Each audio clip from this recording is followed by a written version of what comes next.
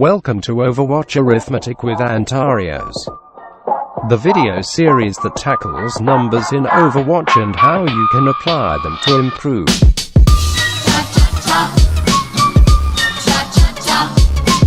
This is the first tutorial in the series and will cover basic movement and healing. Now, nearly everyone in the game moves at the same speed, 5.5 meters per second, assuming no abilities are involved. Only Genji and Tracer naturally move faster than everyone else at 6 meters per second. This means that in the event that either character has used up all their abilities, Tracer and Genji can still outrun Reinhardt's hammer. So to all those Reinhardts that insist on chasing that lone Tracer that has been harassing their ass since the start of the match, fucking stop it. Knowing the speed of each character is also useful when trying to figure out if you can make a jump. For example, assuming a regular character with no movement abilities of any sort was going to attempt to make the shortcut jump in Hanamura Point B, they will have some difficulty achieving it. This means that slight increases in speed or jump height will allow a hero to make it to the other side with little to no problems at all. This means that Tracer and Genji can make it without abilities. Soldier can sprint through it. Doomfist and Reinhardt can charge past it. Sombra, Reaper and Moira can edgelord the way to the other side. Zarya can also grenade jump to cross. McCree can somehow cowboy his way there. And any character will have an easier time if they get help from a Mei Wall or Lucio speed buff. In addition to this, all characters jump at the same height regardless of how large the hero is. Furthermore, all characters move slower when moving backwards. The exact value has yet to be concretely discussed in forums, even though the game has technically been out for 2 fucking years. My ping does not allow for a precise time to be recorded, so I had some friends run a race several times instead. Based on this footage, moving backwards is approximately 10% slower than moving forwards, clocking it at around 4.95 meters per second. So if you're ever being chased by a Symmetra or an angry Hammer Torb, run away facing the direction you're heading or die because of your ineptitude at hitting targets while moving backwards. In addition to this, some characters have a smaller headshot hitbox when the back is facing their opponent. So Winston's, run away from the Reaper with your back facing him lest you want a face full of shotgun pellets for breakfast. In a game with a lot of bullets coming from every direction, it's best to try and learn to dodge. Many will attempt to dodge by jumping. However, as previously mentioned, all characters jump at the same height. And since majority of characters also move at the same speed, players with more experience are able to predict where your character will land if you attempt to bunny hop your way to victory. Many will also suggest ADAD spam since Overwatch does not have movement acceleration. This means that one strafing to the left at 5.5 meters per second can immediately strafe to the right at also 5.5 meters per second. ADAD spamming essentially makes one a bitch to kill. With the addition of crouch spamming ever so often and randomizing the ADAD spam, you have a recipe for a very frustrated hit scam player. One also ends up looking like the ultimate BMT bag dancer while attempting to do this. This tactic also comes with several caveats that some fail to mention. 1. Spazzing around like a sugar-rushed baby with an itchy diaper assumes that your shooter is going to most likely aim for your head.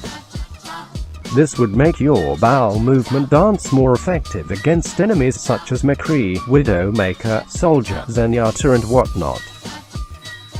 Characters that cannot do headshot damage or are more effective when aiming at a wider part of the character are likely not to be as fazed by this tactic.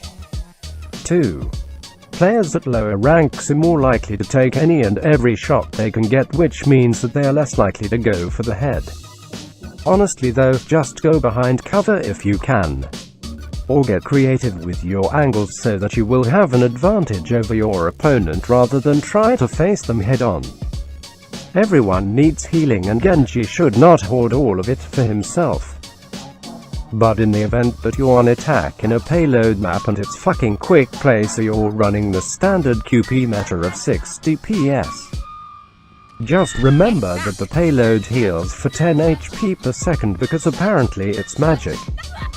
Also remember that this only applies to the attacking team. The defending team will either have to run an actual healer or survive off health packs. Speaking of health packs, there are two types of health packs. The small health packs, which heal 75 HP and respawn after 10 seconds. And the large health packs, which heal 200 HP and respawn after 15 seconds. This means small ones heal 7.5 HP per second, whereas large ones heal 13.33 HP per second. With the addition of hacking the health packs, which speeds up the respawn time by 80%, a small pack only takes a little over 2 seconds to respawn, while a big one takes a bit over 3. This makes their new HP per second 37.5 and 66.67 respectively. At face value, bigger is better. However, unless you are a critical health tank or a squishy not in the middle of a fight, a smaller health pack may objectively be better for you. It respawns faster and heals 37.5% of a common squishy's health. A large health pack will heal 100% of a common squishy's health, but you will be out of the fight for longer assuming it hasn't respawned yet. For a Sombra, larger hack packs would be better for cycling farther and safer away from the fight, whereas smaller packs are better for brawls, or when you are armed with the knowledge that someone might be camping your translocator. All supports are technically created equal, but not all healers are. Zenyatta's Orb of Harmony heals 30 HP per second on a single target. His ultimate pulls out an impressive 300 HP per second for 6 seconds to allies in a 10-meter radius around him, which makes his effective HPS a whopping 1500 HP per second. Should be noted that this is a fucking ultimate, so only use it when necessary. Lucio heals approximately 12 HP per second on himself and 16 HP per second on his allies, but since he utilizes AoE healing, his effective HP per second is 92 HP per second, assuming his entire team is giving him an affectionate group hug. With his Amp It Up ability, this increases his effective HP per second to 46.8 HP per second per ally and 35.1 HP per second on himself, giving a grand total of 269.1 effective HP per second for 3 seconds. Moira's left click heals 50 HP per second and lingers for 3 seconds after the initial stream has ended. She can heal multiple targets at once and lasts 9 seconds from start to finish. Her effective HP per second is 250, assuming her entire team is within pissing range. Since it lingers for 3 more seconds after the stream has ended, her total amount of healing on a full bar versus her entire team is at 3000 HP. Her Biotic Orb does 75 HP per second but caps at 300 HP to heal. This means that it will last 4 seconds while healing a single target and will only heal 60 HP in a room of 5. Her ultimate heals 140 HP per second for 8 seconds, totaling at 700 effective HP per second. And a grand total of 5600 healing if you manage to somehow hit not just anyone but everyone in your team with that god-awful visual. It's great for when your team is stuck inside a graviton surge without you at least. Mercy heals 60 HP per second on a single target. Nothing too fancy. But then her Valkyrie ultimate allows her to heal multiple allies as long as they are close enough to each other for her beam to chain. This gives her a 300 effective HP per second for 20 seconds.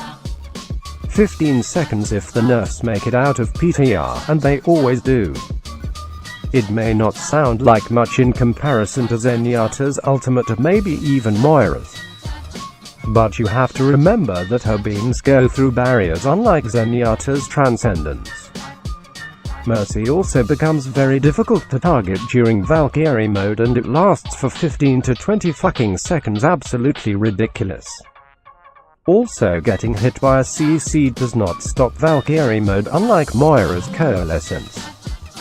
Also, she can resurrect recently killed allies from 0 health back up to max. Absolutely disgusting. And lastly, we have Ana, with a clip of 10 shots which takes approximately 7 seconds to unload, and each shot doing 75 healing. This puts Ana's HP per second at 107 HP per second. Include the bonus from her biotic grenade, this puts it at around 160 HP per second on a single target. But even if you were a god with Ana, it's not likely you will land all your shots, plus there's the downtime involved while you're reloading. Barriers and other targets get in the way. So assuming that you're a decent Ana which could land approximately 70% of your shots, your effective HPS would be 112 HPS with a grenade and 75 HPS without. With this in mind, Moira and Lucio win out on effective HPS without ultimates. However, it should be noted that both Moira and Lucio are slow single-target healers and will lose out in a burst damage brawl. Ana and Mercy are better for single-target healing, and with Mercy's Valkyrie ability she can also take on the responsibility of group healing. Regardless, just because some healers heal better than others does not immediately make one choose said healer. Each support still has other tools at their disposal. Zenyatta's Discord Orb and temporary wall hacks with his orbs makes quick work out of any opponent. Lucio's speed boost helps coordinate team pushes and escapes. And God knows how hard it is to fight a frog off the payload in the lower ranks. Moira's bouncing balls of doom and Symmetra-like damage abilities makes up for her lack in the special tools department. Who the fuck can hit an ulting Mercy? Ana's sleeps and her grenades making the red team turn purple make for easier team fights if your team would just stop fucking waking up the angry monkey. Roadhog, Mei, Bastion, Reaper, Sombra and Soldier can also heal themselves through their abilities, but only Sombra and Soldier can heal others with theirs as well. Sombra's effective healing is dependent on health packs, whereas Soldier's healing does 40.8 HPS over 5 seconds, totaling a 204 HP and doing 244.8 HPS and totaling a 1224 healing when the entire team is uncomfortably close to him. Symmetra's not a fucking healer, and extra shields are not considered healing if you don't gain any ultimate charge from regenerating it. We'll talk more about shields in the next video, together with more fucking information about movement as well as tackling damage. Sources for the information may also be found in the description of that video. If you have any tutorial requests or questions or just want to say hi, leave a comment. That is it for this video. I will see you on the next one whenever it uploads because my internet sucks. Hello there. Goodbye.